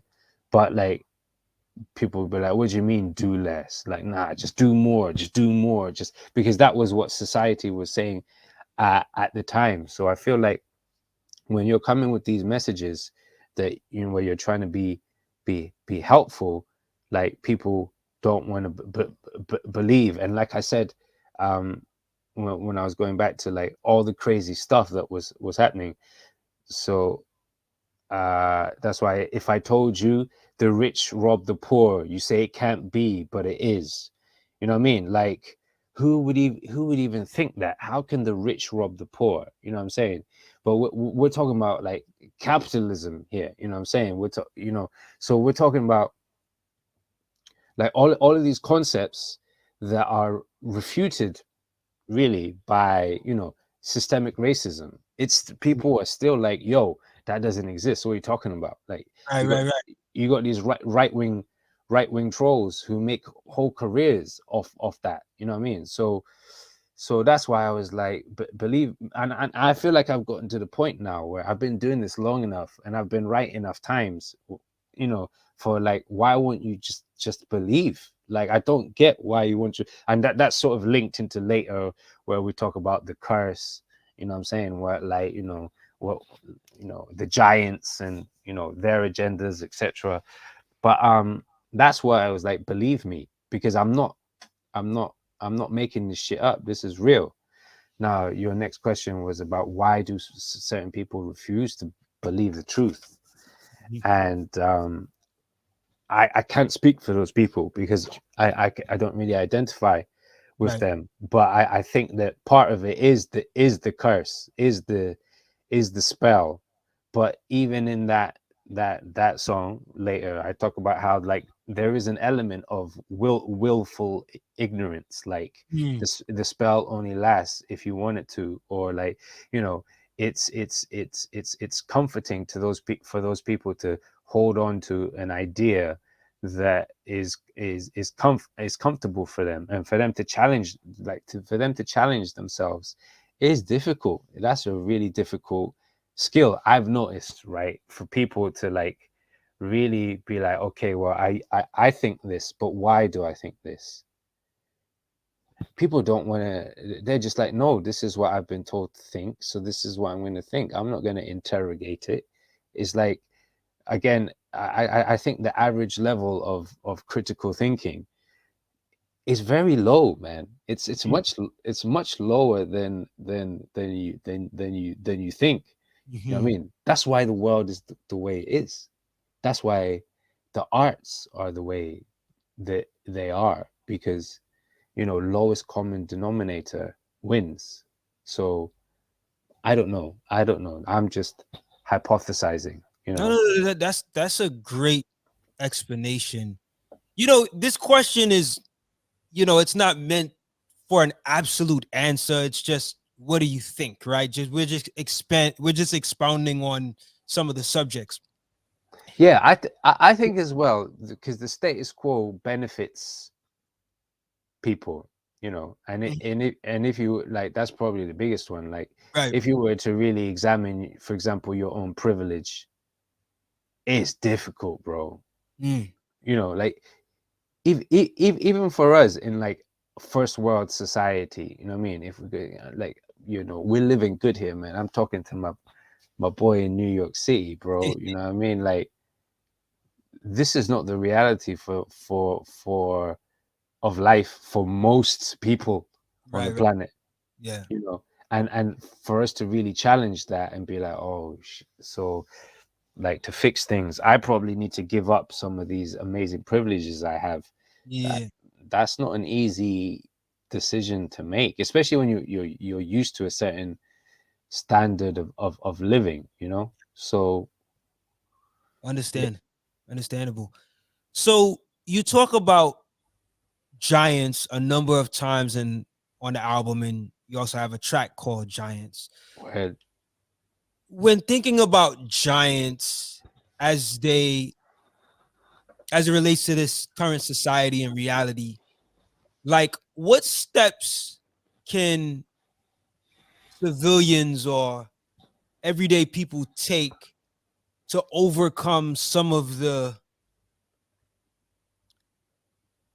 I guess, the issues that these giants present to us, like, just on a basic level, what are some things, everyday people or the working class can do so that they can become, become victorious in the whole scheme of things? yeah, man. That makes That's a really great question, and I love it because it's like not about just complaining, right? It's about looking for solutions. So I think it starts with not buying into these big, essentially I'm talking about big business, you know, corporations. Um, so you can start with just shopping local, you know, when you can, because I understand some of these giants, they make things at a price point that you have to, you know what I mean, because you don't make that much money, so you have to, you know what I mean, you have to go to Primark or whatever. But you know, maybe, you know, support your these things, they filter out, right? Support your local butcher, your local greengrocer, you know what I'm saying? Support your local artist, your local podcaster, you know what I'm saying? Like See, that's like a small little thing, you know, what you take your money, right, and you invest it back in the local economy, you know what I'm saying? Like support black businesses, for example. Like we made more of an effort, conscious effort, to do that. I feel like the giants wouldn't have so much power. If you don't say, like social media, for example, we need to wean ourselves off.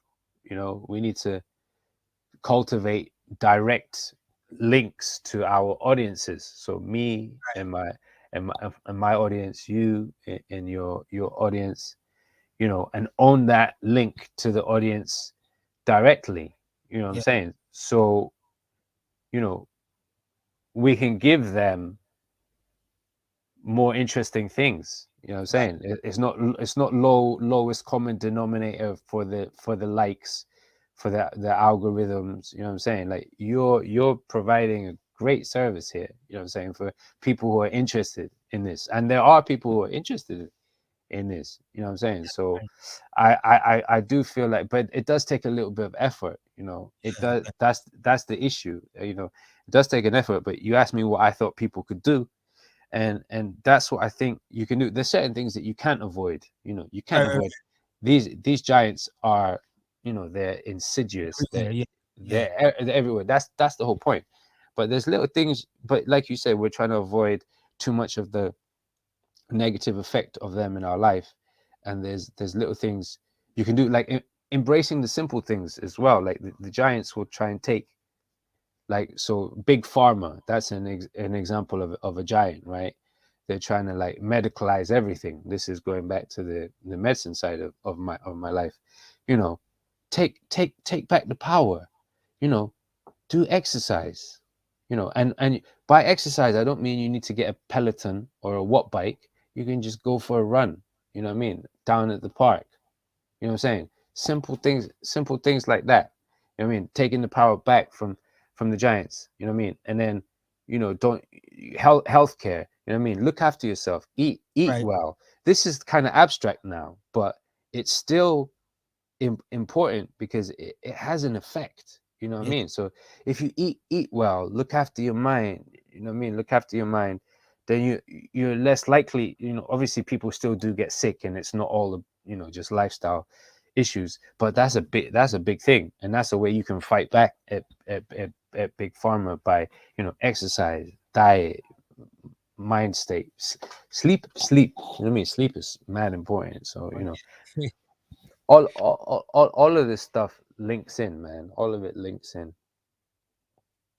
Indeed, indeed. So the song Trolls is an interesting one because it's addressing, well, the way I related to it was I took it as though it was as addressing the internet trolls on social media that we often critique and are against because of their distracting and even disrespectful behavior online. From your experience dealing with trolls, how have you best been able to counteract their behavior? Just ignore them, bro. That's why, like in the song, I'm like, bro, we need to stop getting incensed by these trolls, because they that's how they make their gains. It's their only way. It's their only. I feel so annoyed that I don't. It's like I don't know the lyrics to my songs, but honestly I do know the lyrics to my songs. But it's just like, if I was performing it, I could perform it for you. But just like randomly to say it is like a different experience for me. But yeah, no, ignore them, bro. Just ignore them. That's why I get so angry when these trolls, the internet trolls, go viral, and I'm like, they know what they're doing. You know what I mean? This is adding to their fuel to their fire. If we were just like, oh, they're just trolling, whatever, then they wouldn't be able to sway a whole fucking American election, bro. You know what I mean? Like, but I get it. Like, it's effective. It's a tactic. So, but yeah, definitely just ignore them. No response, because they're not interested in discourse. They're not interested in changing their mind. They're just interested in getting a reaction, getting their name out there, and many of them have built platforms from it. Very Like, well said. Why did you go ahead? I'm sorry.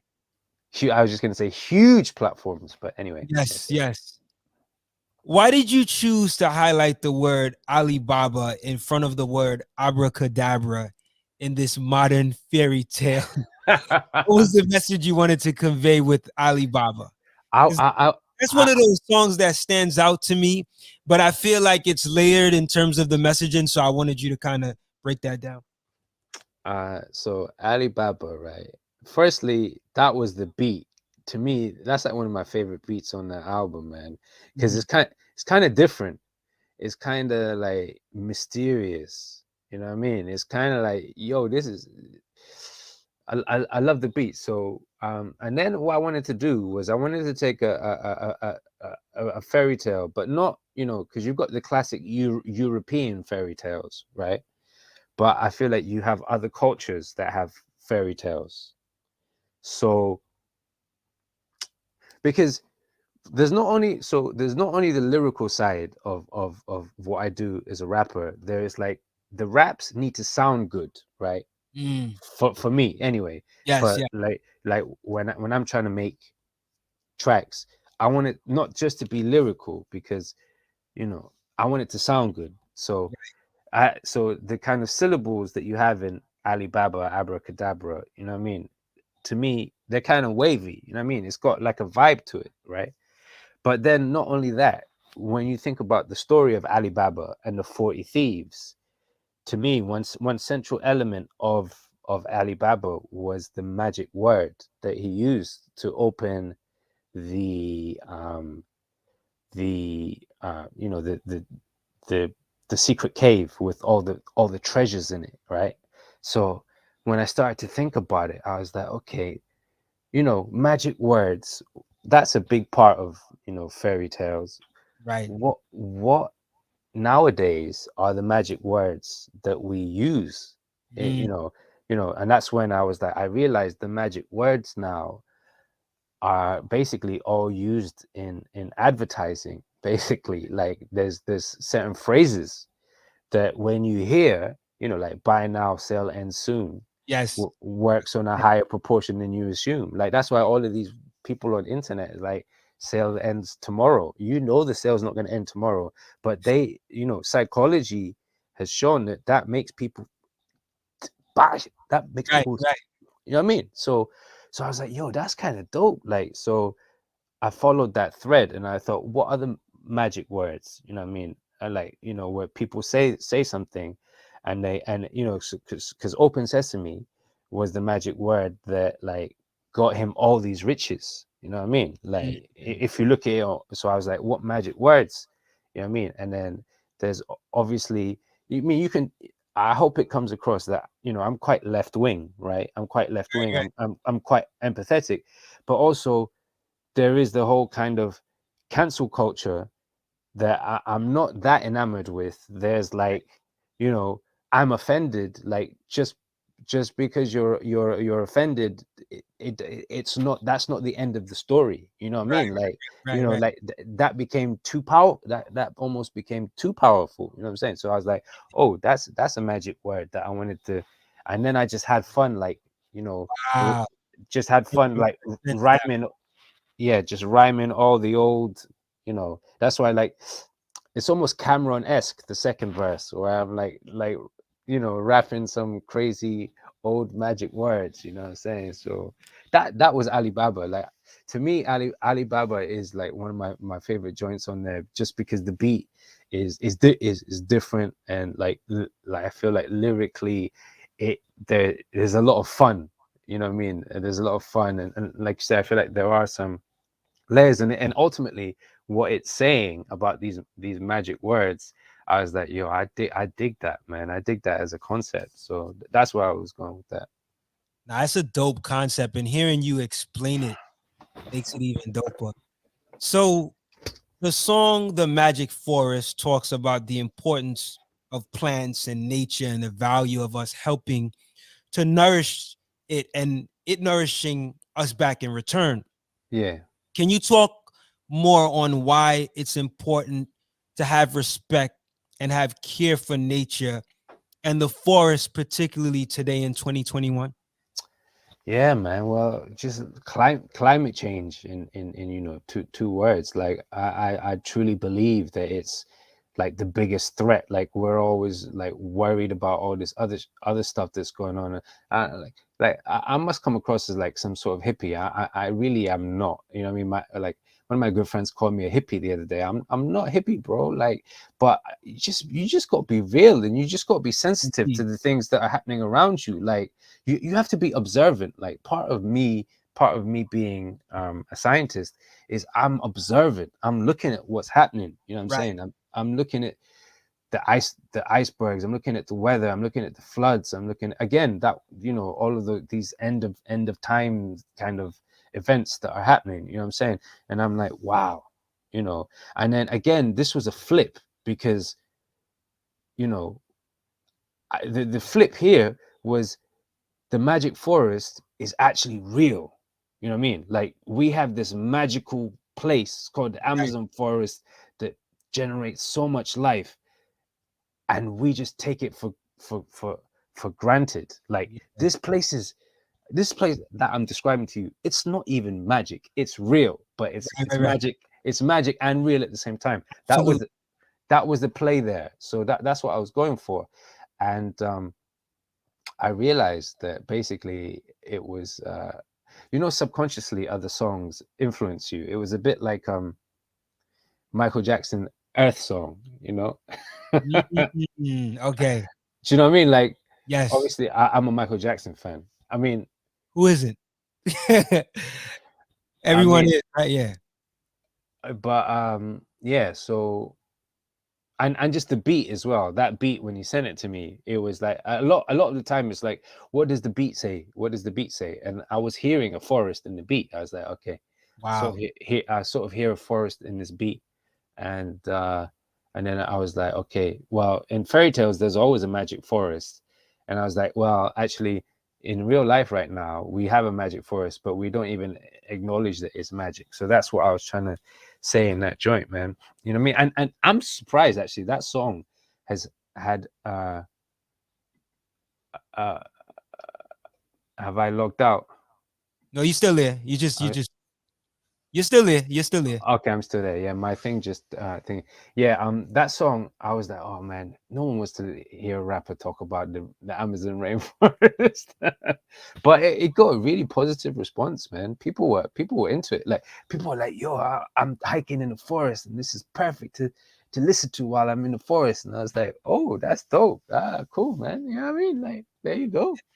I didn't know that it was actually specifically related to the Amazon forest. I didn't realize that, but I was also thinking about like here in the States, like there's been wildfires on the Yeah. West, so I was thinking about what's been happening with that as well. And just really just observing the state that nature is in because of the damage that's been done to the planet.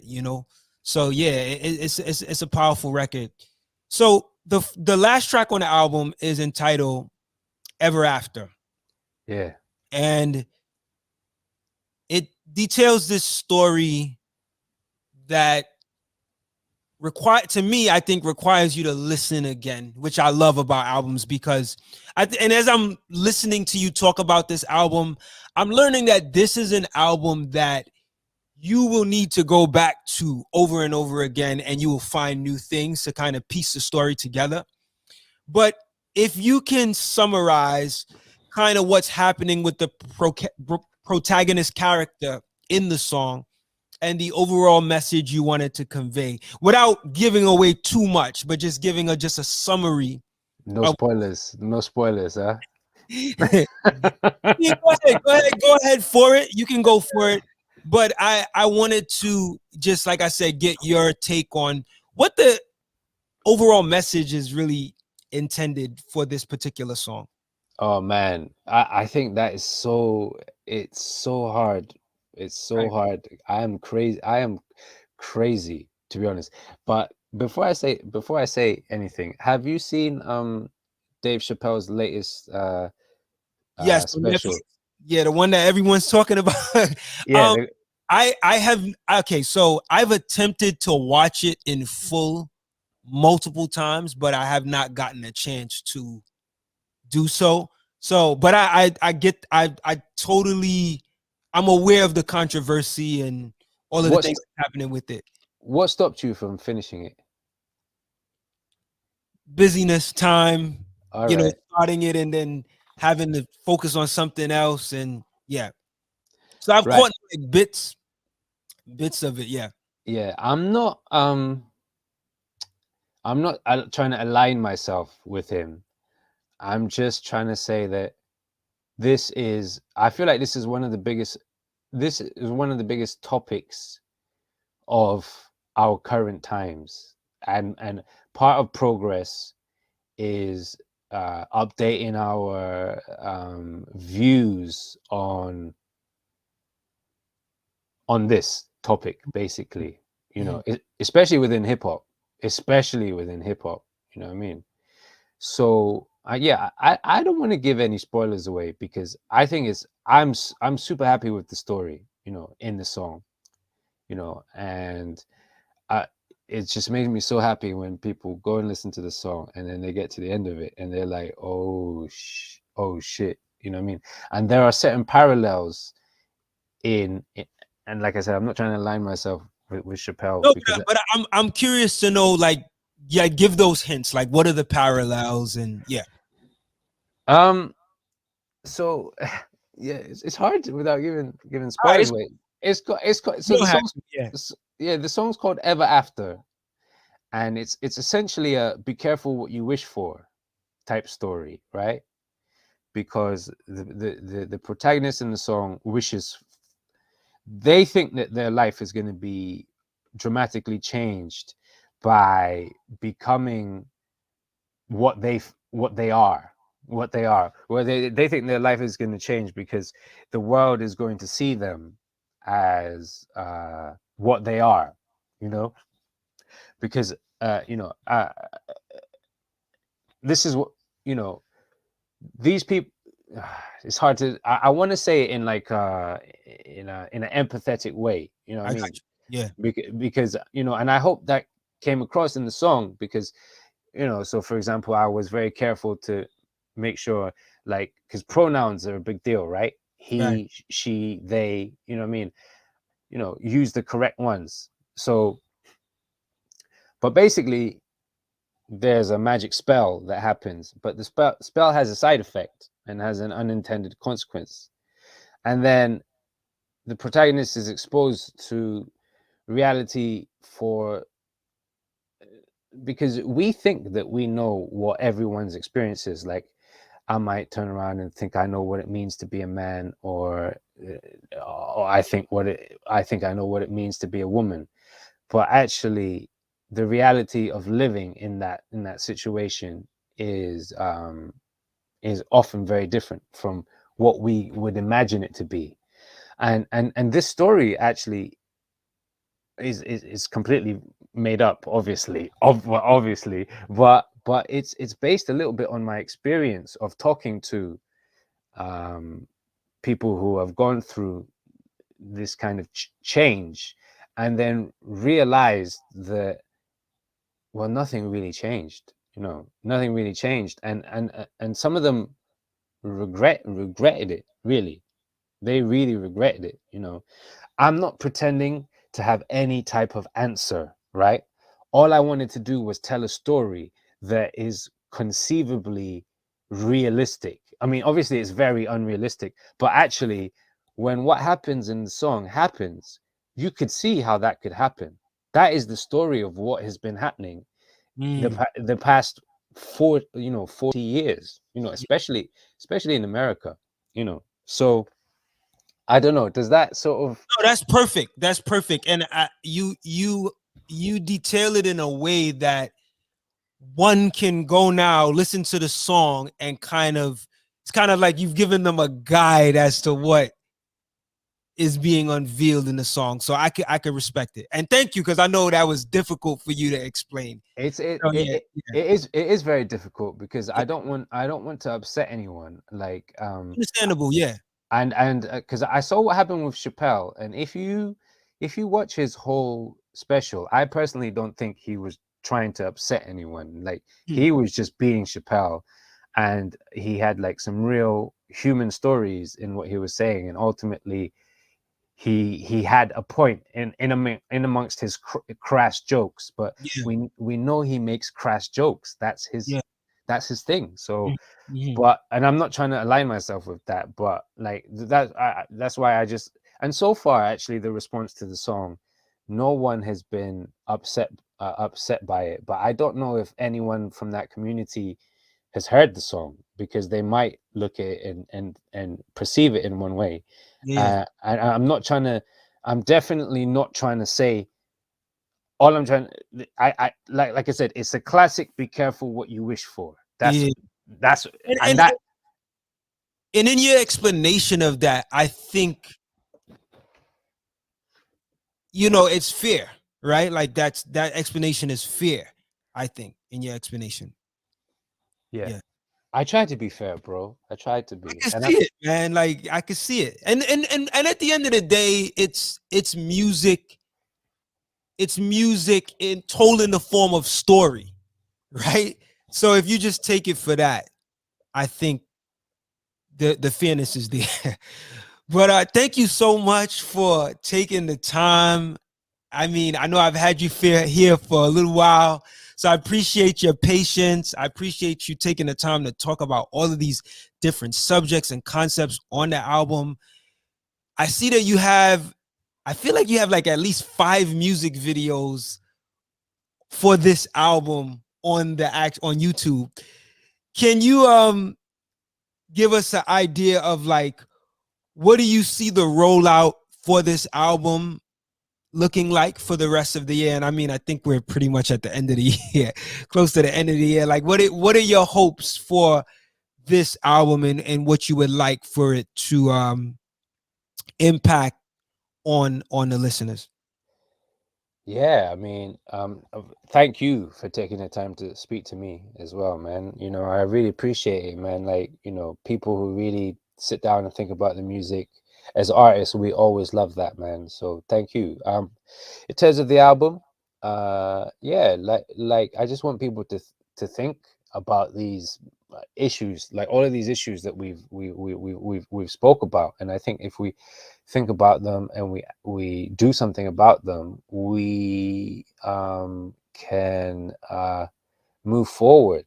No, I don't want to be cheesy and be like, it made me laugh when Homeboy Sandman, I saw Homeboy Sandman in an interview. He was like saying, I used to think, like, if I would rap, then everyone would be nice to each other and shit. I've moved past that, and I completely got. Man, I see him on your flyer right there too. Yeah. That was his first. I think one of his first gigs in the UK when he came over. So, Yeah, that's the but homie, man. I interviewed him at least 3 times now. Yeah, that's the he's super dope. So, but yeah, so it sounds cliche, but like, I'm just trying to do something meaningful. Put something right. out there, and I don't want to be cliche, but it's that is helpful. You know, I do hope that it helps in terms of the rollout.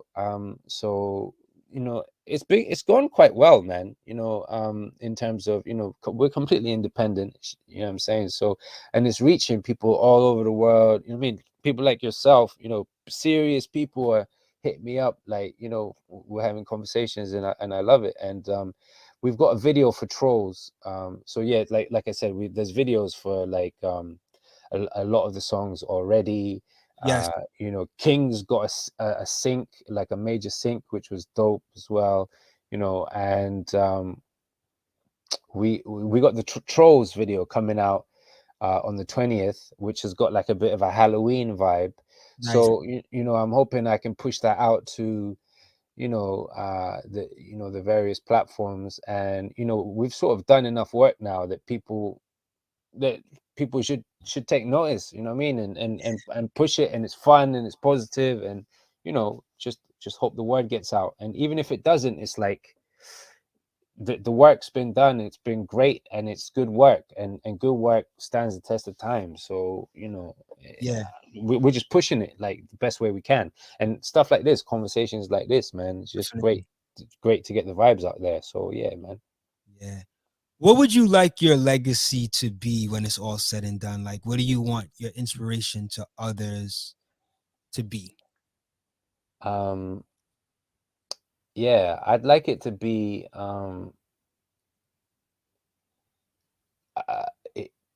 he did what was meaningful. He did himself, like one of my earliest singles from before, like I was really doing music properly, was want to be myself. I want to be myself. Like, how many people out there are a doctor and a rapper? Like, Right. what, Right. like one of the one of them is going to cancel the other one out. You know what I'm saying? Like, so many people tell me, it's like, oh man, I looked at what you did and it gave me the confidence to pursue whatever, That's I huge, man. That's what yeah. So I love that, man. I love that. I don't feel like I'm doing anything special, because I'm just doing me. You know what I mean? like that. And that's why, but that's why also in that last song that we were just talking about, I was very careful to be like, you have to be who you are. Right. Right. Right. I cannot tell you That's who I cannot tell you who you are. Whoever you are is who you are. And I can't tell you, and I respect that. You know what I mean? important. That's why I would never want someone for me, I can't tell you who you want to turn around, you tell me who you are. Okay, that's who you are. Then you live your life. As long as it's positive, as long as you're not harming anyone else, you do you. So I feel like so far I've everything I've done has encouraged people to do that. You know what I'm saying? And I'm not saying that I'm massive, but there's enough people that I know I've influenced in that way, and I'm grateful for that. And yeah, that's why I hope that we'll be remembered.